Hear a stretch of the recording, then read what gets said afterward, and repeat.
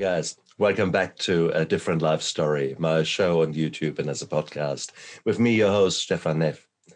Another beautiful day for an interview. And what an interview it's going to be.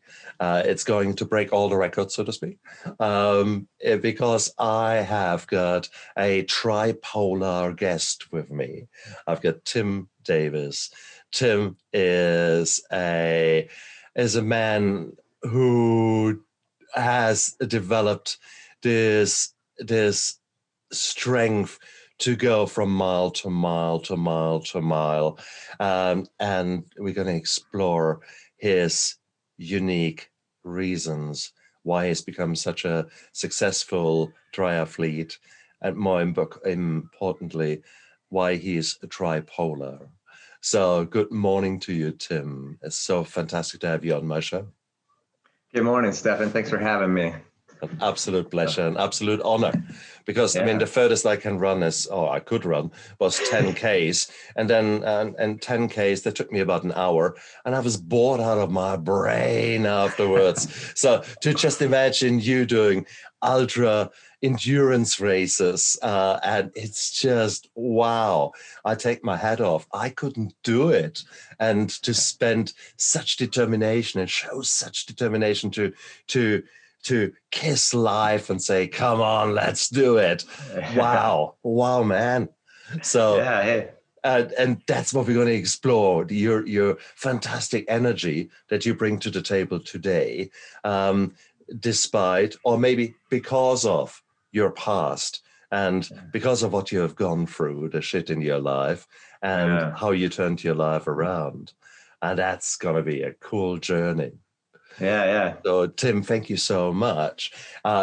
Tim, I mean, when you were younger, when you were a teenager, were you always a runner, or were you actually what did you want to be when you were a young man? When I was a young man, I know at age 5 in this book that my mom had, kind of keeping track of all of us kids, I said I either wanted to be an actor or an astronaut, and so you're stuck with the A's. Yeah. And I was always good at math and science. So I kind of pursued, science as I got older. And I actually majored in aerospace engineering my first semester in college, but then drugs and alcohol got in the way of my studying my calculus and my aerospace engineering classes. And I was barely pulling C minuses. And so I dropped out of that major and picked an easier major. I fell into exercise science as my major, kinesiology, some people call it. That's what I ended up graduating with. But as far as running goes, as a kid, my mom didn't let us play sports until we were in high school. But I was always running around and doing stuff. I got a little pudgy before middle school, but then I sprouted up again. And in high school is when I played football, basketball, and our football coach encouraged us to run track, as our spring conditioning. So I ran track all 4 years in high school. And I found as, my first year of track, I could never win at the sprint races because there were other people that were just faster at sprinting. But when I ran the 1 mile and the 2 mile, I could finish, usually in the top 5. So I could get, the ribbons for placing. So I found my niche as a distance runner, in high school, I guess. And then in college, I started running marathons. I kind of on a dare my freshman year. My roommate told me a week before the LA Marathon, my roommate was bragging about how his grandpa ran the LA Marathon every year. And I'm 18 and I'm young, dumb, and full of you know what. And I was like, well, if this old 67-year-old man can run the marathon, so can I. And I had never run more than like 5 or 6 miles at a time. And I signed up the week before. I went out there and got it done, but it was not easy. That was the hardest marathon I ever ran. Was my first one. Is it not? It will be. I mean, you just nailed it. The very first thing, the first time you do things, regardless what it is. Bloody hell. Wow. Okay. So from the word go. And it's interesting that you say from aerospace to drugs. I mean, you kept high, so to speak. Forgive the pun. I had to say it.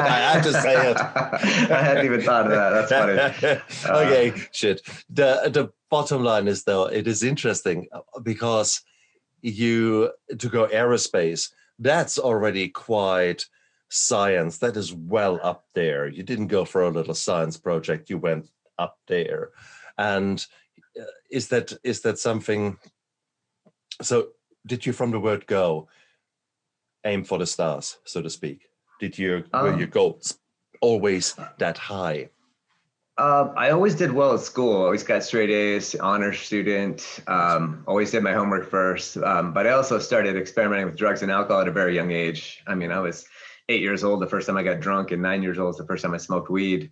Because I had a brother who was 4 years older than me, and he let me do whatever he was doing. So I was just he was in middle school or junior high, as we called it then, doing stuff, and I was just the little buddy tagging along, doing what he did.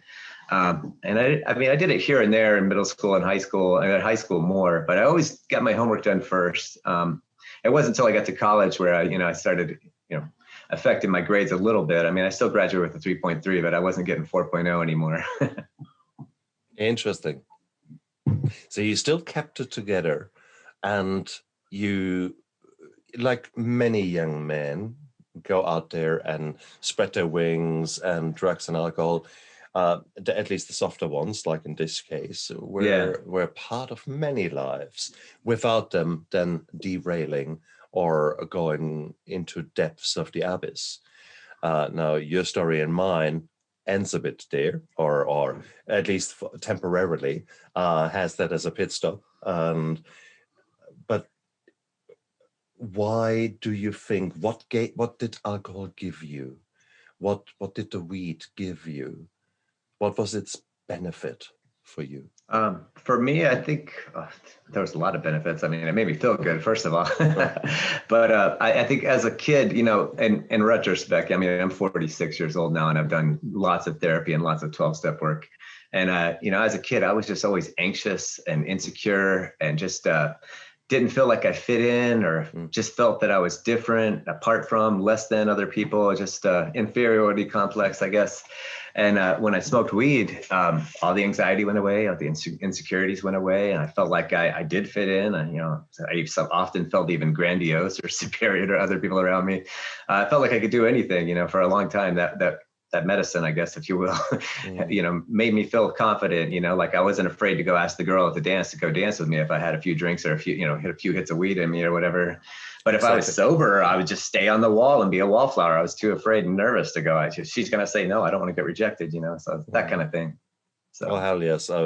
You're describing so many young people nowadays, and that's, I think, the big temptation and the big risk for so many, because once you have felt that first high and felt that, wow, I can feel like that. How cool is that?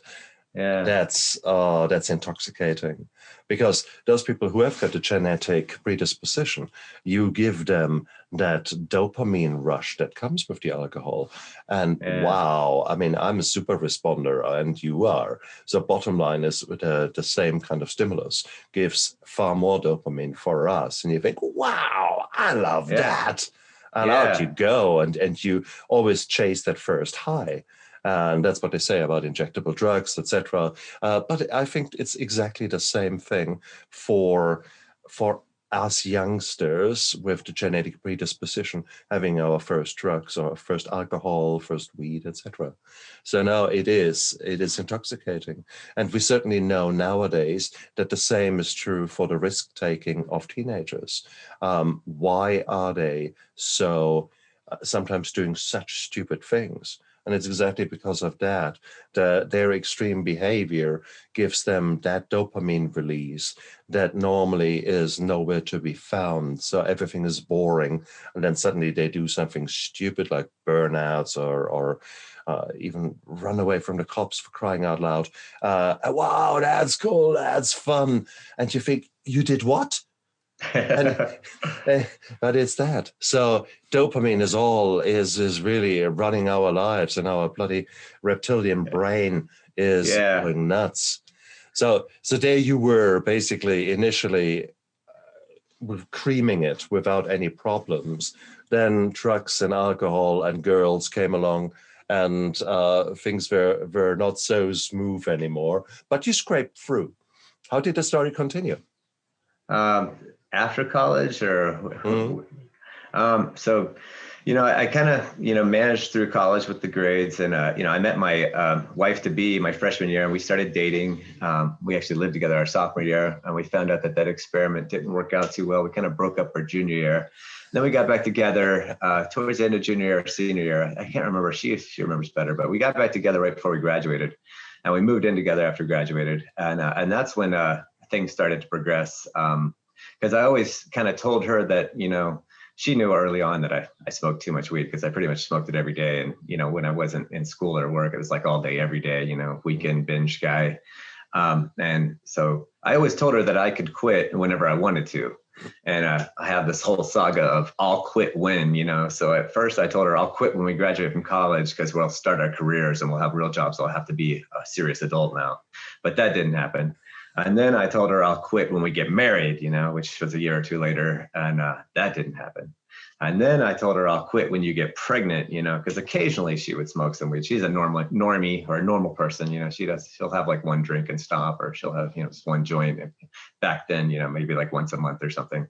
So I told her I'll quit, you know, doing this when you get pregnant, because you can't do it anymore, and I'll support you. But lo and behold, she got pregnant around age 24, and I had this revelation. I'm like, well, you know, she's the one who can't really use the chemicals because it'll affect the baby growing inside her. I don't have a baby growing inside of me, so I can still do this. So needless to say, I did not quit, you know, smoking weed and drinking when she was pregnant.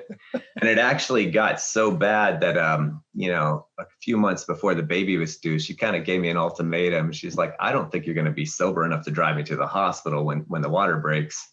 And that was when I actually went to my first 12-step meeting and tried to start getting a handle on things.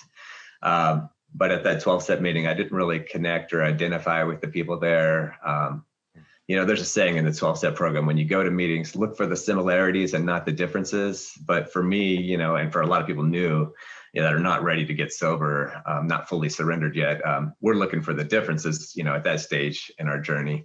And I looked for the differences, and I saw a lot of differences. I didn't connect and relate, but I managed to, you know, kind of white knuckle it and stay physically sober until the baby was born. And then I went, you know, after we got back from the hospital, I went on like a weekend long bender at my little brother's house. And here my wife is with this newborn baby, and her, you know, the new father has abandoned her for, you know, 3 days. You know, she came over to my mom's house and knocked on the door. She's like, "It's Tim here." And, you know, it was an ugly scene, you know, but I wasn't doing my duties as a new father, you know, and I was celebrating being a father, but I wasn't being responsible. And, you know, it's just, I ended up getting back into, you know, checking into my first rehab, and that began a 5-year kind of cycle of going in and out of rehabs where, you know, I'd get like maybe 30 days and then think, oh, I could just have one drink. I might even get 6 months. I'm like, oh, I could just have one hit of weed. But it was never just one. You know, there's a saying in the 12-step program, one is too many and 1,000 is never enough.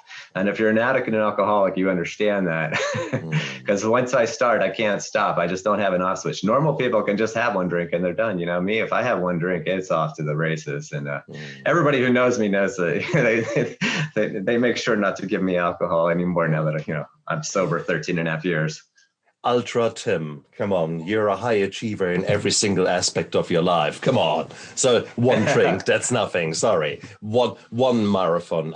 It's nothing. Come on. There's a picture emerging here. Come on. Super achiever, aren't you? Yeah.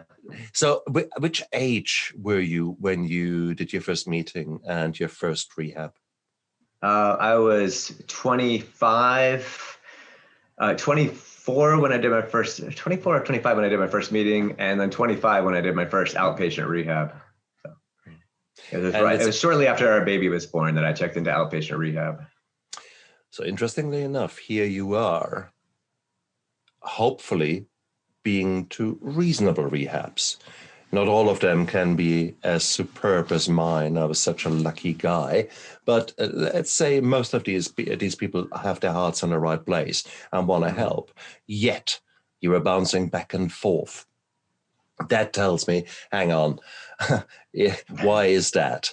Because simply, you were saying it, white knuckling it. Yeah. There were reasons there that you were drinking. Hell, there were many reasons why I was drinking.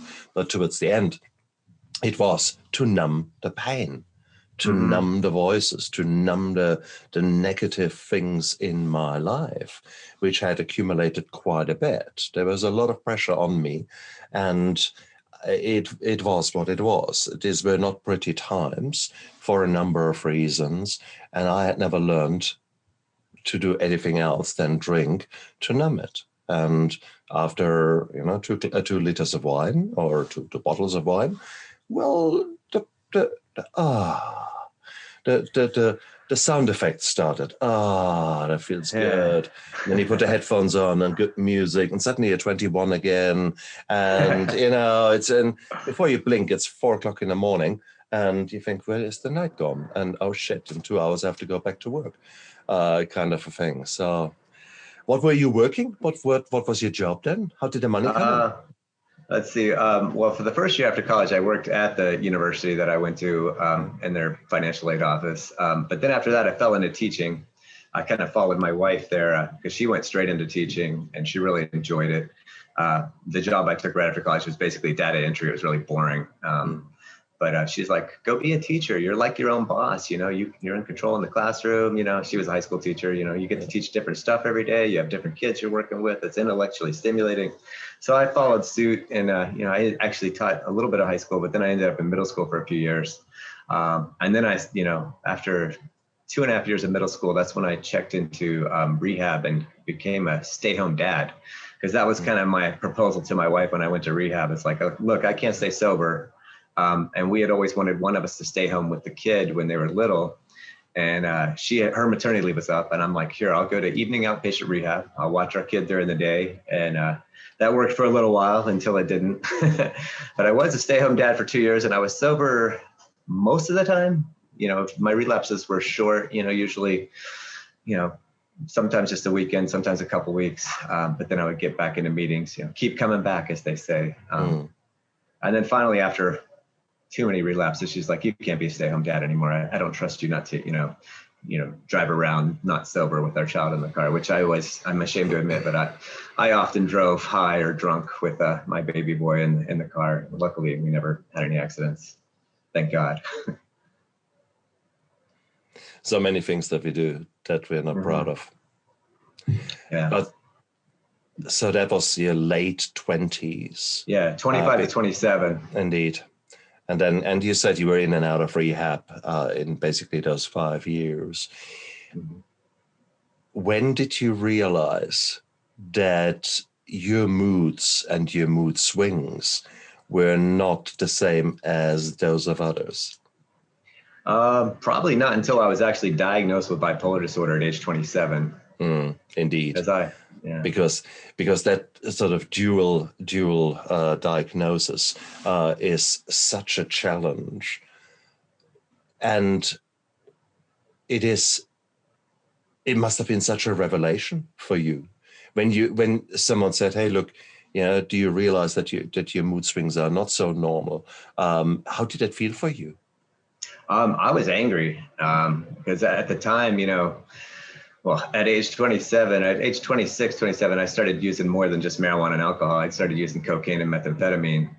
And I didn't know anything about bipolar disorder, but I knew that I had a problem with alcohol and drugs. And that was enough for me. I'm like, now you're telling me I'm bipolar too. I got to deal with this too. So I was really angry and I was in denial. It took me another year or two to kind of really, do what the psychiatrist was saying and, stick with the medications.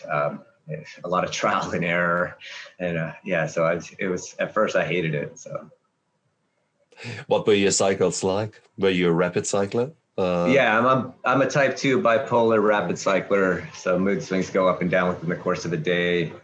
And as I learned more in some of the rehabs I went to, there was this thing called post-acute withdrawal syndrome.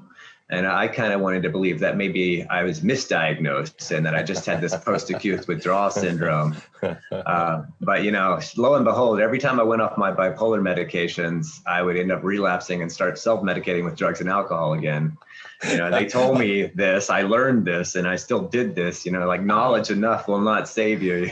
So, okay. So guys out there, now that you're listening to the bipolar, it's basically a disease where there are the neurotransmitters up there are really skewed with, and they change they fluctuate over periods of times. So there are some days or some weeks and months when you're really, when you're sort of normal, and then there are bouts of low moods, and really depression.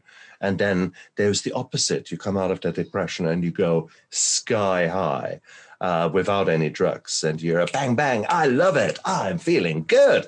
It's called mania, it's called, and the extreme versions are fantastic, I love everyone, and look what a beautiful life, I'm going to buy 2 Porsches today. And people do. And then they take the Porsche for a test run and crash it, and all that kind of thing. So that is the extreme version of being manic, being too high. And these are that is what happens in bipolar. And rapid cycling just means that you condense the time frame from weeks and months to sometimes days and hours. Yeah. So, and that, of course, puts a huge challenge to you, because there you are already suddenly being really low in mood, and you've got the temptation, the weed, or the anxiety that often goes along with the depression, where you're so tense and you can't think of anything else. Did you have anxiety attacks? Oh yeah, I did. Oh my God. You just reminded me. Those things were the worst. The first time I had one, I thought I was having a heart attack.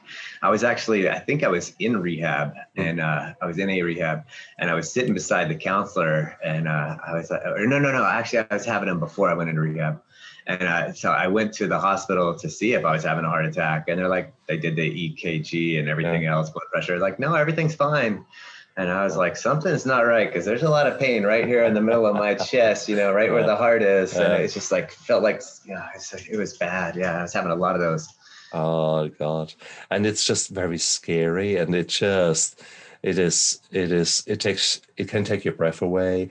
It can so overwhelm you. And I certainly had them at times, and it was also weird. It was so weird. It is what it is, but it's like a wave, isn't it? It's you're in the ocean, and there is a wave coming, and you see it, and you say, no, I don't want that wave. No, wave, stay away from me. And you can't. That wave is just coming. It doesn't give a damn about you. Yeah. So you can either get really upset, or you can ride the wave. And it took me a long time to accept that there are waves of moods that wash over you. And an anxiety attack, typically it's a few minutes or maybe half an hour or something like that. So once you know that, it's okay. You can't do much about it. You might as well ride it. And so that is something I really only learned, maybe within the last 5 years. But certainly there were many times in my life where I felt so tense, and it completely distorts you. So it is, how often would you have them? How often?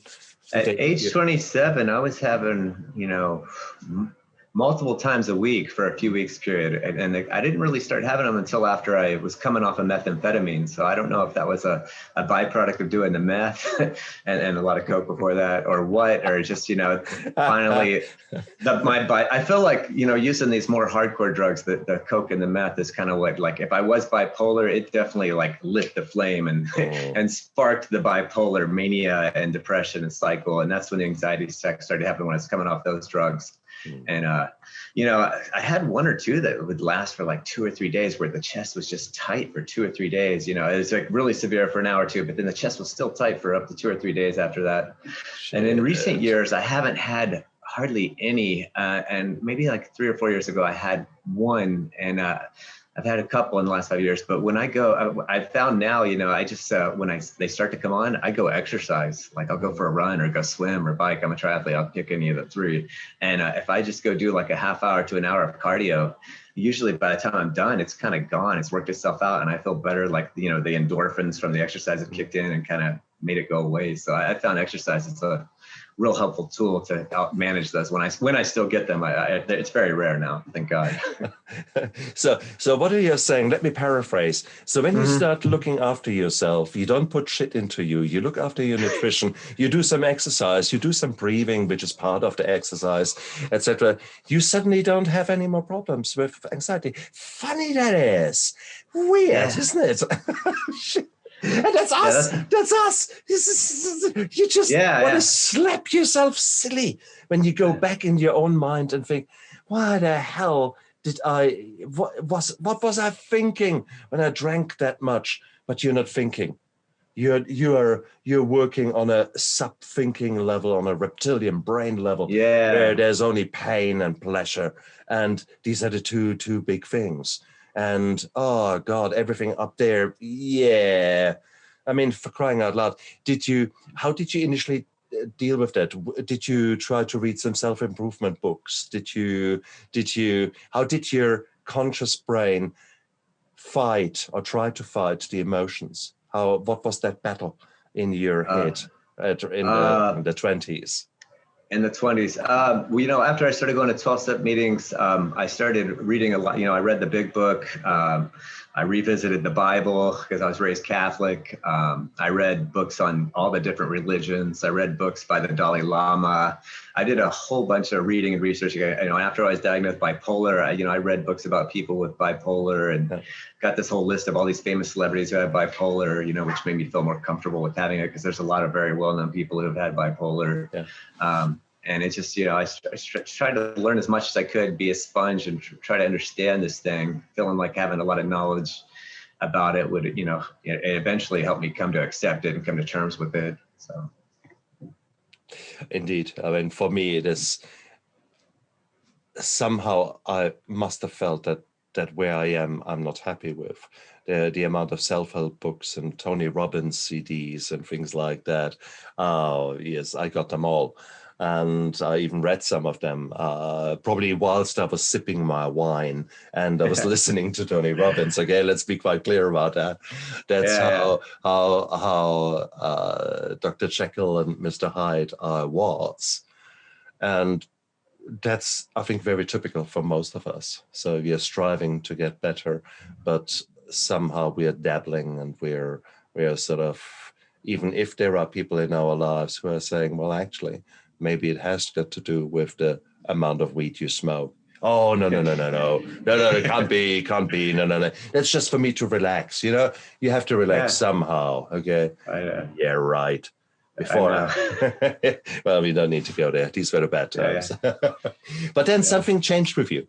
Something changed. Now, first of all, when you're full of weed, you don't run. Okay, you run to the fridge, and that's maybe as far as you go. I sit on the couch and I get the munchies. I watch TV or play video games. Yeah, I'm so lazy. I know some people who are runners and they do weed and then they'll take some edibles and go run. I'm like, man, if I did an edible, I'm not leaving the house. Exactly right. So suddenly something changed after. Well, what actually changed? There were 5 years of rehabs that went down the toilet because obviously from one toilet, one relapse to the other. What changed? I think it was two big things. Around age, I think it was 29, I got into a really bad car accident where I totaled my car. I'd been up on speed for like a week, and I crashed in the back of a parked car late at night. And I had my little brother, my baby brother. I got 6 brothers and sisters. He was only 16 at the time. And, he didn't have a seatbelt on. He was sitting in the front passenger seat and his head went into the windshield. He got a black eye and broke his nose. And that was the first time where I realized, what I'm doing with drugs and alcohol could actually hurt somebody else. Because up until that point, I thought the only person I was hurting was myself. It didn't matter, I'm not hurting anybody else. But that was when I had this moment of clarity, wow, what I'm doing could really, actually kill somebody else, So I got into rehab after that and stayed sober for quite a while. And the other thing is, while I was in that rehab, because I stayed sober for 3 years after that, and I had one more relapse at age 32. And then the other thing was my sponsor at the time. He had this talk with me, one of his buddies and who I knew, this guy named Dale, he had 15 years sober, and then he relapsed and died a week later in his car, overdose. And he took me to his funeral, and then he took me back to my sober living place. And he's like, you know what? Dale's there. People die from this disease every day. You take a look around this room, all these other people in this rehab sober living with you, they're all just a bunch of dead men walking.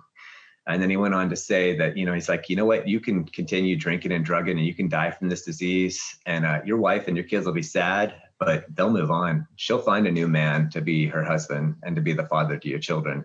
And when he said that, that was just when I was like, oh, hell no. And that's when I really got serious about, I'm going to do whatever it takes, and up until that point, at all the rehabs I'd been to, they're like, you need to do sober living for a year or more, And I was always all about I can't be away from my wife and kids that long. I got to get back home and, be the husband, be the father. Little did I know I was not in an emotional place or in a good recovery place to be ready to handle all those responsibilities. They just stressed me out too much. So at that point I surrendered. I'm like, I'll stay in sober living for a year or longer, whatever it takes. I want to get this right. I'm tired of, doing the same thing over and over again and not getting different results, getting the same results, insanity. Right.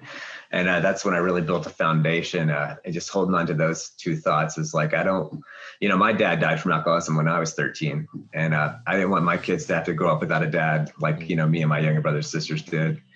And I didn't want my wife to replace me with some other man, and I didn't want to hurt anybody else through my drugs and alcohol. So those things were having those moments of clarity and accepting those things were what really drove me to get sober and stay sober. And I just started praying to God for help.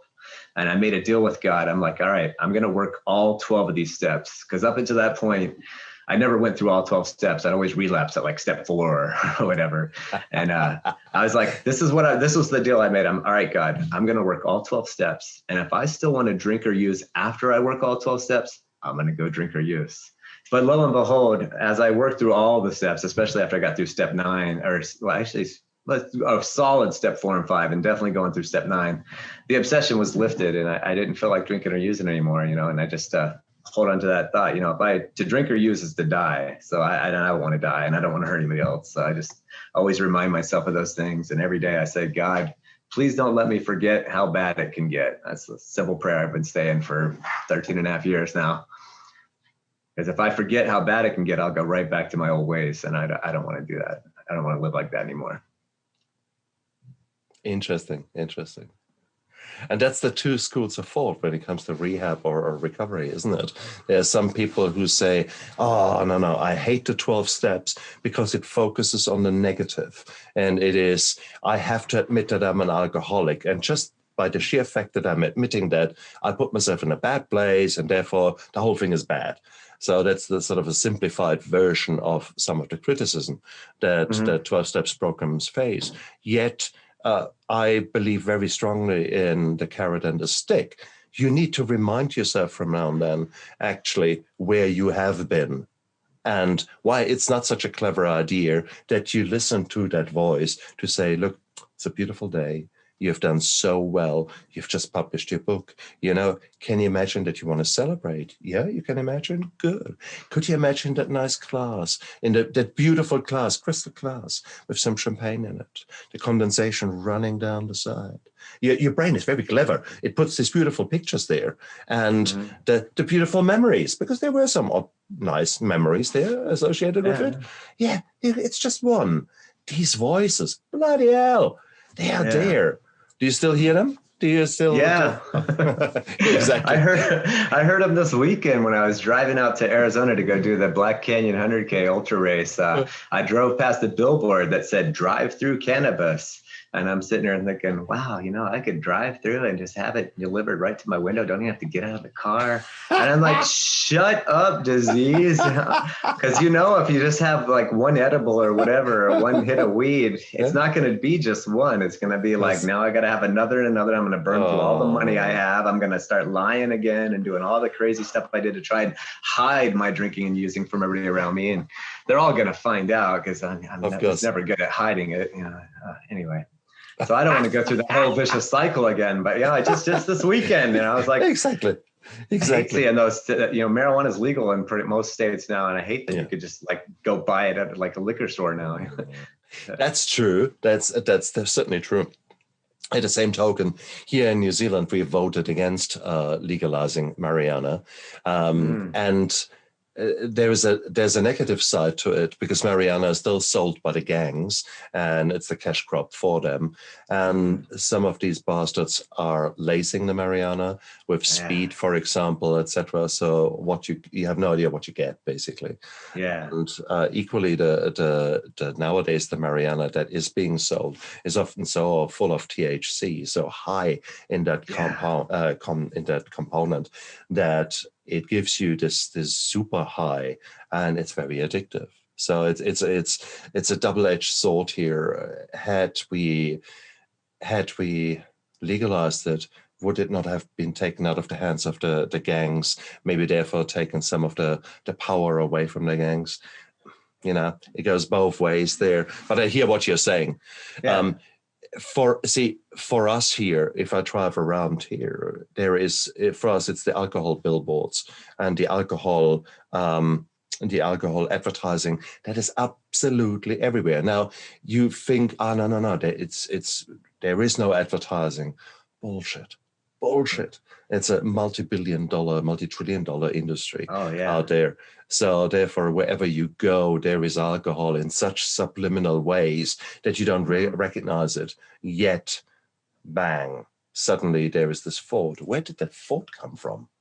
Because that was exactly what happened to a gentleman here. I recently went to visit the boss of my old rehab, and he told me the story of one of his very successful guys who was having this gardening business, and he was driving out to this client as a steady job for basically 2 weeks in a row, and every day he was driving past that liquor license, the off license, and one day he just stopped, and 3 weeks later he was dead.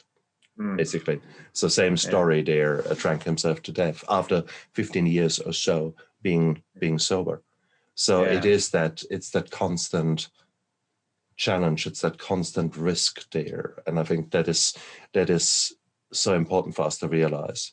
So therefore, I don't subscribe to we only need to focus on the positive. We only need to live such a positive life, then therefore, hey, everything else will fall into place.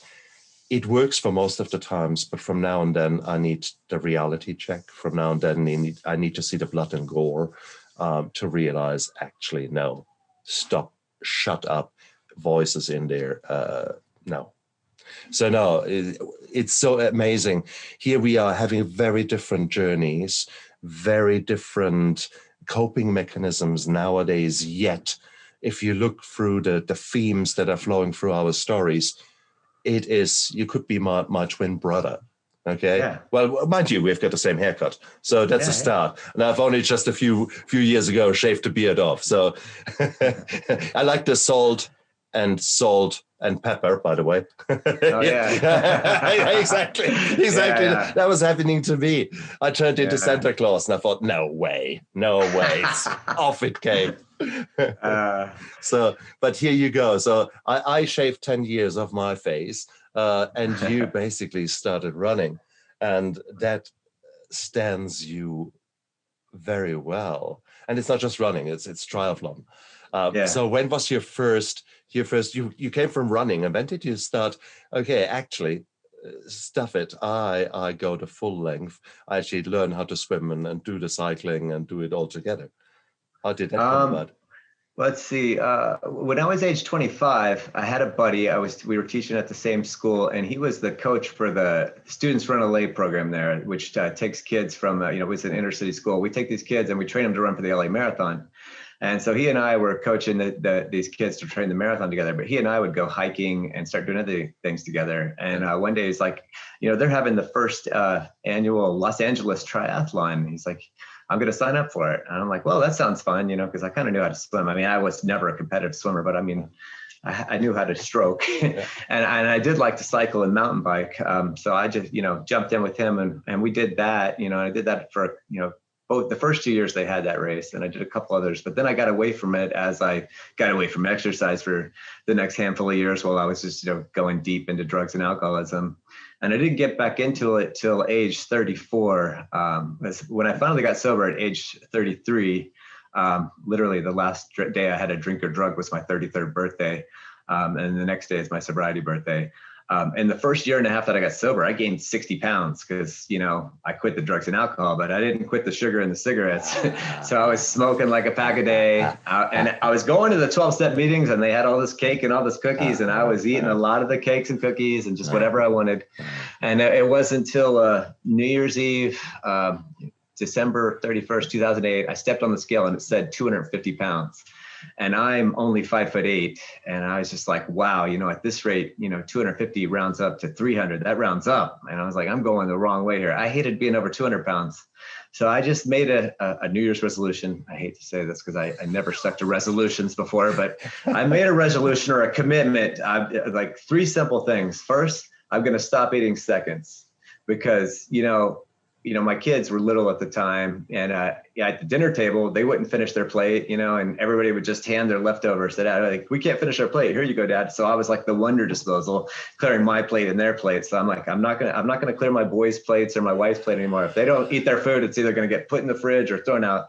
So I stopped eating seconds. Second thing was I'm gonna start exercising every day.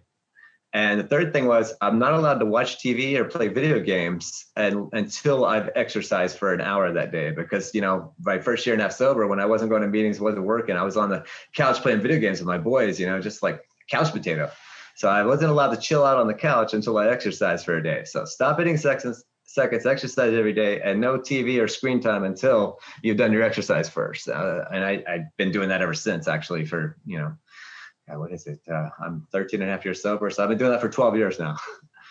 Cool. I was a year and a half sober when I made that decision. And I put down the cigarettes too at the same time. So, guys, did you listen to that last few sentences? Decision, action, okay? And consistency. That's all it took. It was making a call, really establishing an habit that then no longer becomes conscious, but it actually becomes normal, and you wonder what is going wrong when you don't do it. And so decision, action. Perfect. That is, So we can stop here. Decision, action, have a good day. Because if we could actually just do that, and it is such an amazing thing to actually take that little bit of action. It's not such a huge thing that you did. Mm-hmm. It's not groundbreaking. It was not a revelation that you got from some Dalai Lama on the top of a mountain. You just decided, no, actually, come on. And fast forward here 12 years, and here is Tim Davis. Yeah, I run. Yeah. What was the longest you have run, or what was the biggest triathlon, or a similar thing that you have done? What was the longest?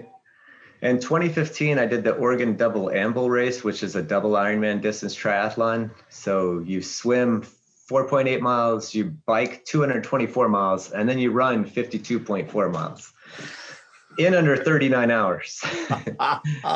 No sleep. No, nothing. No sleep. I'm not that fast. If you're fast enough, you might have a chance to take a little cat nap, but I was the last one to finish. I had 7 minutes before the time cut off, and I barely made it. So, but I made it. You made it. Exactly. Yeah. And unbelievable. What a mental stamina. How do you deal with the trauma of running?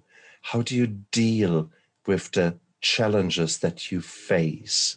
The first 40Ks probably for you are warm up. But at some stage, sooner or later, it will become pain. It will become a grind. How do you deal with that? I have several different techniques. First thing is I pray. Like I remember when I did my first Ironman triathlon back in 2010, I must have said the Serenity prayer like over 100 times throughout the course of that race. I'm just like, God, grant me the serenity to accept the things I cannot change, the courage to change the things that I can, and the wisdom to know the difference. And please get me through to the finish line. And I just kept going. And, I swam, and then I biked, and then I said a lot on the bike because biking is my least favorite of the three. I love running and swimming, but biking, I often say biking is just something I do to get me between swimming and running, because I love swimming and running. Biking's, I was into it a lot more earlier, but especially the last few years, I kind of, it's just my recovery day. I get on the spin bike, but I don't do long rides like I used to, because I'm really into ultra running now. So I pray, a lot of times, when I'm training, I listen to audiobooks or podcasts, or music. In the races, you're not allowed to wear headphones. In ultra races, you are. In triathlons, you're not. So, in triathlons, it's just, praying, meditating, breathing, focusing on that, that feeling of euphoria when you cross the finish line, and that sense of accomplishment, like, yeah, I did it, And I used to really be big into getting all the medals and buckles. Now they're all kind of just in this huge box in my garage. But I used to have this like shrine behind my desk where there's like this huge wall with like them all hanging and everywhere. So. But those they're not as important to me as they used to be, because I know what I've done, I don't need to, I used to brag a lot more. But now it's like, now I just do it because I enjoy doing it, but early on it was like, look what I did. I was kind of a show off. Now I'm trying to be more humble. Don't be surprised about that, because it was an achievement in your life, because you had probably for many, many, many years considered yourself a failure. Considered yourself not being good enough, because here you were a straight A student. Now that's a lot of pressure on yourself, even if you're a clever bunny, like you. I was best of school for, up until 18. And it was hard work, but I was proud of it. But the moment of pride was that much. The rest, I was considering myself a failure because of so many other things, because I was insecure, I had anxiety. I was a typically young man, not finding my place in life, always feeling out of sorts. So now fast forward, and you actually start achieving something that is not drug and alcohol related, that is not somehow, I don't know, falling into your lap or so, but it's due to hard work. Hell, when can you be proud? So give yourself a break there, Tim. You finally achieved something that you truly, truly can be proud. Yeah, wait. That's funny. That's what my last sponsor said. He's like, what more do you have? What more do you have to prove? Exactly. Why do you keep doing this stuff? Yeah, true. I was recently, I ended up in a shooting competition, and it was a long time that I had been not shooting due to our Christchurch massacre here. That was so awful. Oh, please. But it destroyed my sport. So I finally got back into my sport. I had these 2 medals from 2-3 weeks ago, and it is so bizarre. I've never won a medal in my life. Despite the fact that I was good at school, we didn't get ribbons or medals or so. It was just, you were good at school. Great, now go to university. But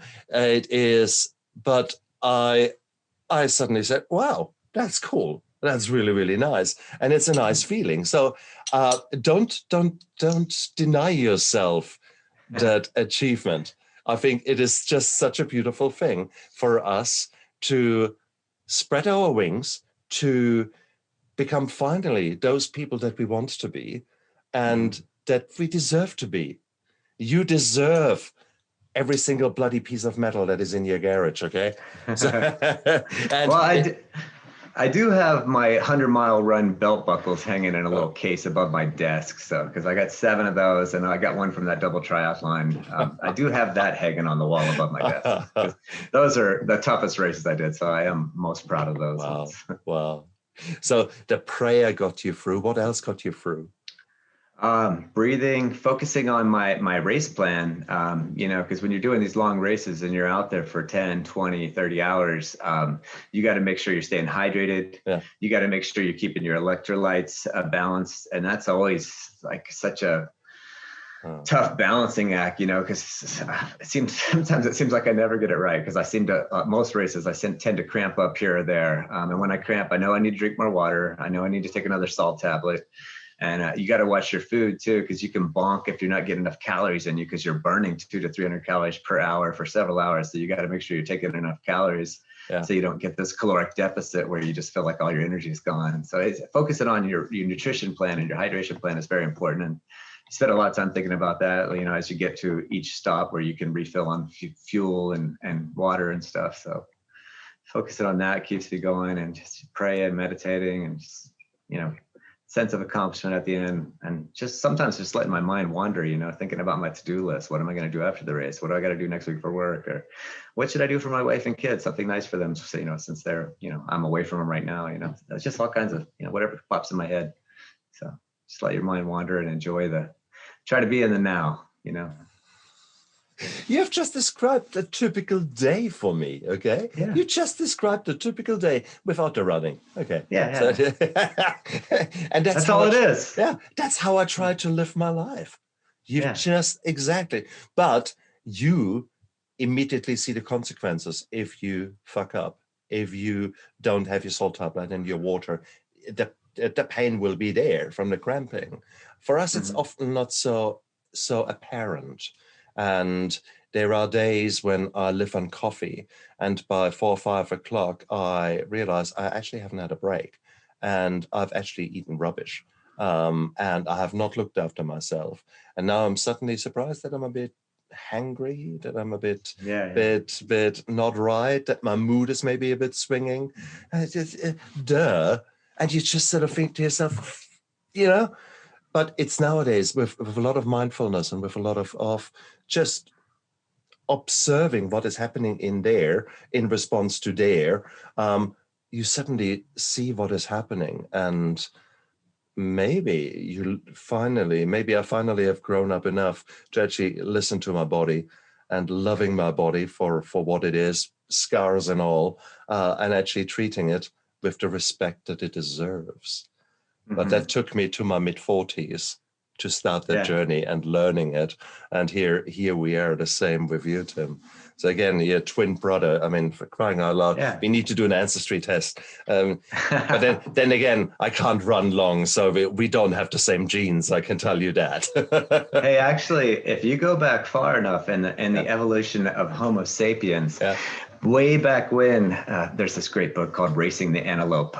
All the hominids, that's how they got their food. In this book, he basically talks about, in the tribes in Africa, there's antelopes running around, and they were very fast. But what they would do is they would just keep following them until they got too tired to run. And then they would catch the antelope or whatever animal it was. So they were endurance runners, just constantly chasing, whatever they were hunting until it finally got too tired. And then they could pounce on it with their spears or whatever other weapons they were hunting with. And so back in the day, like all the original Homo sapiens were traveling by their feet, for long distances for a long time to get their food. So we all have it in our genetics. That's a good point. That's a good point there. Okay. It's in there. Somewhere hidden deep underneath the chips. And that's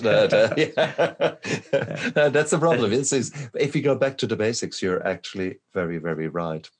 Yeah. And I just think, modern society and technology, with the invention of cars and elevators and escalators and everything else, and just all this easy entertainment right in front of your face has encouraged, more obesity and laziness and sloth, because we got all these machines to do everything for us. We don't need to work, Before all this technology, we all had to work. Everybody was lean because, that was survival, it's all about just getting your food and shelter and hunting and gathering. Exactly. But things are so different now with all our technological advances that allow us to be lazy and slothful. And I think the reality is you don't need to go too long back. You talk 2-3 generations back, and the life was very different. But we have already forgotten that because we have stopped asking our elders. We are living in societies where the elderly are now sitting in their nice retirement homes and once a year get the kind of visit. And we're not necessarily listening to the lessons from the past. And it's only now, I guess, within the last year or two with COVID, that suddenly people are far more out there on the internet for all the right and wrong reasons, from the QAnon nuts out there towards the wrong part of the internet, or to places like here where we talk about our experiences, where I try to pick out how the hell did you turn your life around, how did you transform, how did you become the new Tim, not the couch potato Tim, but the ultra Tim, the tripolar athlete, and which is so bloody fantastic, your transformation. I mean, you are truly transformed into this new person. And this new person, may I say, I like a lot. Okay, and you probably like a lot. There's humility, there is a dignity, there is you're just a nice guy. But you're the nice guy because of the guy you have been, the asshole, the selfish prick. And I think it's the same here. It's the same here. I cherish who I am today. I'm proud to look in the mirror. And not too long ago, that was not the case. So therefore, guys, you out there, it's if two numbnuts like us can get our shit sorted, honestly, then you guys have got a really fair chance. And if you listen to Tim, that was not the one moment that crystal clear came and that beautiful change and everything is honky-dory. Bullshit. That happens in films where you have got the screenplay, which is 90 minutes, and you have to do that quick transition. That works for 90 minutes. Sorry, it doesn't work in real life, okay? His transition took, what, better part of 10 years? In reality, trial and tribulations. This is what is life all about. It is, we are struggling. And that maybe gives your life a meaning. Nowadays, I see all the pain that I've had. I see that as a positive to a degree. It showed me who I really can be now. And that's something that I would have never imagined in the past. In the past, I was a cocky, know-it-all, arrogant sot. And nowadays, I'm far more humble. I live with integrity, and I'm proud of that. And that is not something that the word pride would have not come into my vocabulary 10 years ago. Okay. So, and that's cool. I love the guy who I am today. I still have a long way to go. I still fight the sugar. I still fight the munchies. Sugar is hard, man. It's the emotional overeating. I still in the evening, God, I still come to a point where I say, I don't want this day to be finished. 10 o'clock, what do you mean I need to go to bed? No, I haven't even started the day, kind of thing. So I still daily need to deal with that and need to deal with my mind that always want to be out there, want to be, yeah. I need to bring myself in just as much as you stretch yourself out there to this beautiful high, however you get it, you need to come back down. The elastance in your system needs to come back to you being the serene you, the guy who is in the middle of the run and who's just plodding along and who's thinking about the job next week and etc. That is living in the now, living here, feeling your legs pounding the asphalt underneath you. That might be for you being right now driving to work and taking a deep breath and feeling how the breathing goes in and out whilst you're paying attention to the other idiots are out there, okay? But, it's that live in this moment. And that is something I've not learned for a long time. Do you celebrate your wins? What is interesting that you have put your medals away, but you still celebrate your wins? Or is that, do you take them now for granted? I celebrate the wins. Usually after any big race, I feel pretty pretty kind of on a pink cloud or euphoric for a few days, maybe even a few weeks afterwards. But it doesn't take long before I start thinking about when is the next race? What am I going to do next? You know, and how am I going to design my training plan for this one? I used to obsess on my training plans, but now I pretty much kind of have a set routine that I go through, and I enjoy the process and the journey. You know, life is a journey, not a destination. And you know, it's just part of what helps me maintain my serenity and positive mental health. You know, you talked about so many good things right there. It had me think about all these different thoughts, you know, but being in the here and now is important. Recently, in the last couple of years, I started working another 12-step fellowship, which focuses more on meditation. I'm learning how to manage, you know, some of my self-doubt, anxiety, insecurity and stuff through just breathing techniques, you know, spending 5 to 10 minutes a day, just kind of sitting and just breathing, taking some deep breaths. And so I don't just need exercise to get rid of, you know, anxiety or other issues, you know, just breathing. You know, if you don't have time, if you don't want to exercise, you don't have time to exercise, you can, any point in your day, you can go to a bathroom or wherever you need to do some quiet place and just take 5 deep breaths. You know, my therapist had me do this thing where I breathe in peace and I breathe out whatever negative feeling I'm having, stress, anger, anxiety, whatever it is. And you just do that, you know, breathe it in, hold it, breathe it out, let it go. And, you know, 5 of those and you already start to feel better. It's amazing. So here we've got Ultra Tim, the tripolar athlete. Did he get there all to this new person? Did he find it all himself? Let me add your power team. So you saw a psychiatrist, you saw counselors, you saw mental health professionals that helped you with the addiction. You had input from nutrition. You learned more about that. You probably had a physiotherapist along the lines. And my sponsors. That's and right. The 12-step programs. Exactly. Yeah. So suddenly you realize actually there were a hell of a lot of people involved in Tim's journey. And what does that mean? That Tim at some stage put himself down as the dumbest member of his team and actually started listening to those people who have been there, done there. They got the T-shirt and he was trying to even figure out the color of the T-shirt. And that's so important. That's so important. It's the connection. It's the talking to people. And the biggest person that we haven't actually mentioned in this team is, well, 2 people, is your son and your wife. That is, how are they thinking about the new Tim that is out there? Well, I know my wife loves it because I put her through the ringer. She's been stuck through me with thick and thin. And there were definitely some times when she wanted to leave me, when she just thought I would never get sober. But she's definitely very happy today that she stuck around. And we've been really happy the last almost 14 years now. And actually almost 17, because I had 3 years sober in that 2-month relapse.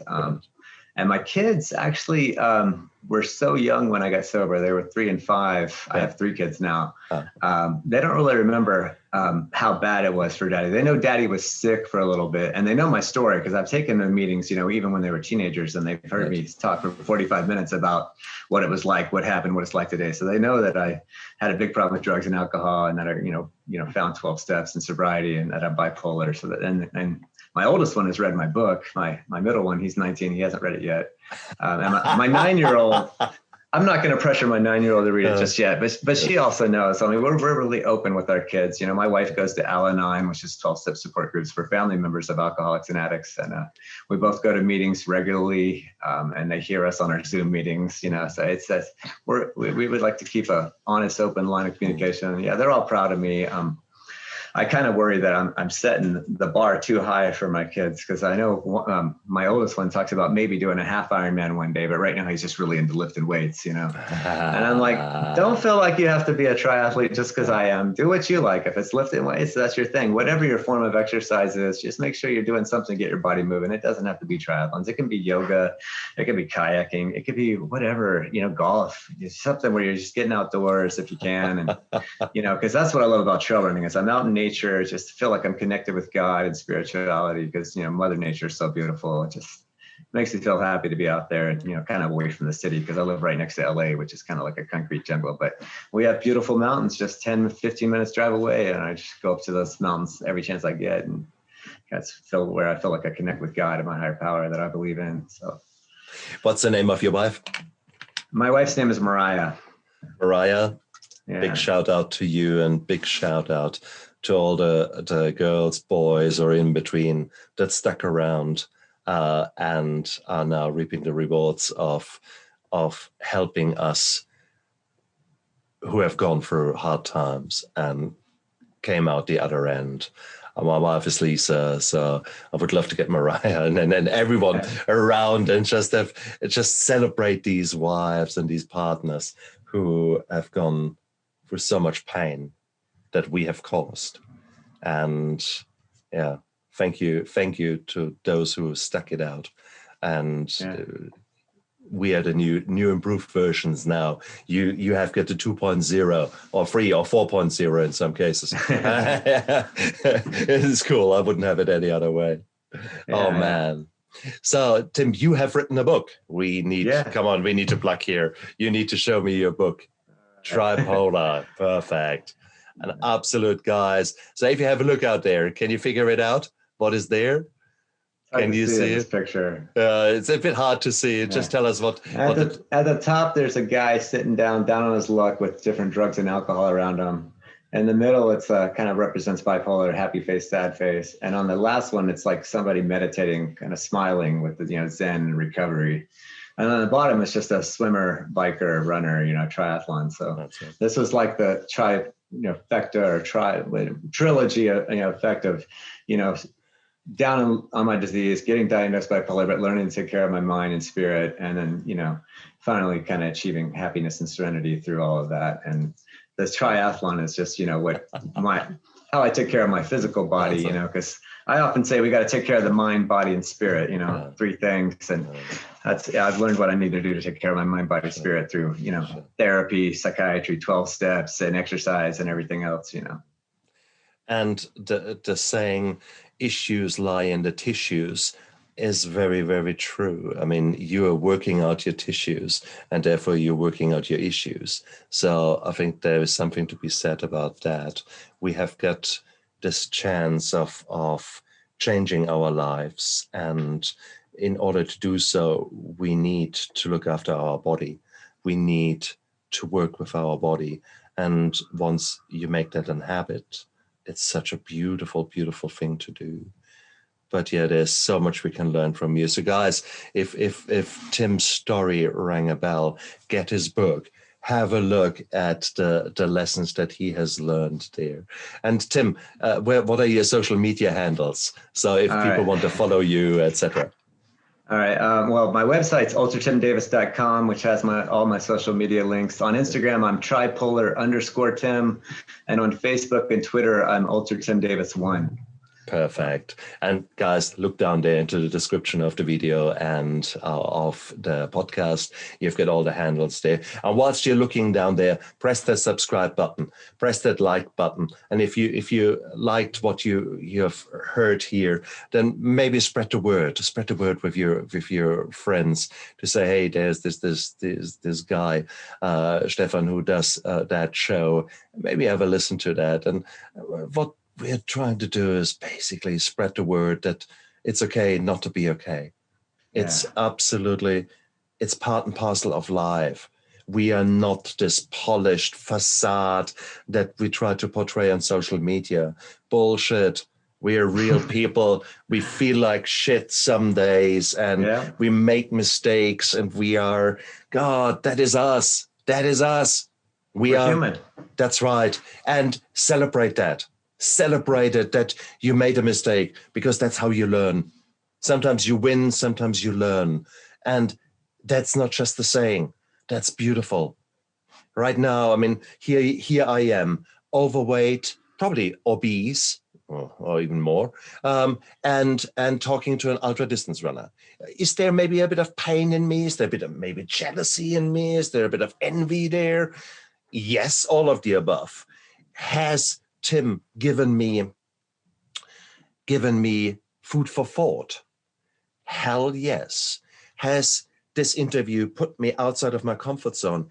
Hell yes. Is there a bit of pain there? Yes, there is. Will that implement change in me? Yes. So that is so cool. That is how life changes. That is, guys, expose yourself to new experiences out there and then put them together, make a meaning, make a sense out of what is happening to you. You have got all the right to write the next chapter in your book. Don't let someone else write it. You need to sit down and think, who do you want to be when you grow up? And it doesn't matter if you're 70 or 17. Just think, take time out of the rat race, connect with yourself. Maybe go for a long walk where there's no phone connection. Maybe do something like that and sit down and just let the sun warm your skin and actually listen to the birds and just empty your mind and actually see what comes in. And it's amazing. Once you start asking the right questions, funnily enough, God, the universe, spaghetti monster, whoever is out there, will actually give you not just energy, but also answers to some interesting dilemmas that you're facing. So give yourself the time, treat your body right, and suddenly you find answers. You find that little aha that then drives you to take action and changes your emotions. Maybe even with your habits, you change your programming that runs the emotions, that drives you. How cool is that? You can do all that. There's nothing stopping you. And that's, Tim did it. I did it. What stops you guys? You can do it. Honestly, you can do it. Tim, thank you so much for being on my show. You were just such an amazing man. If there's one last question, if you could go back in a time machine and meet your younger self, which message would you send your younger self? Wow, it depends on which younger age self. I've been at so many different places in my mind, or with where I was at in life. But I think the most important thing, I guess I could say, is stay focused. Life will get better. So just have hope and faith. Life will get better. Indeed. And how hopeless was I in the past? So true, so true. Tim, you're an amazing man. I'm so pleased that you were a guest on my show. I know you have got your own show. I know you are going out there with your book that was published about 6 months ago. So you're on this journey now to start making sense of your suffering and giving back and sharing your story and therefore sharing hope with others. I wish you all the best on this journey. We need people like you to tell others out there is hope. So let's spread that word. Let's stand on the rooftops and shout it out as loud as we can. Okay. Awesome. That's my goal. Thanks for being a part of my virtual book tour. That's all I really want this book to do, is hopefully give other people hope and inspire others to do whatever great things they want to do. It doesn't have to be triathlons or ultras. Tim, look after yourself. It was an absolute honor. And you guys out there, absolutely. And you guys out there, look after yourself. Bye. Bye.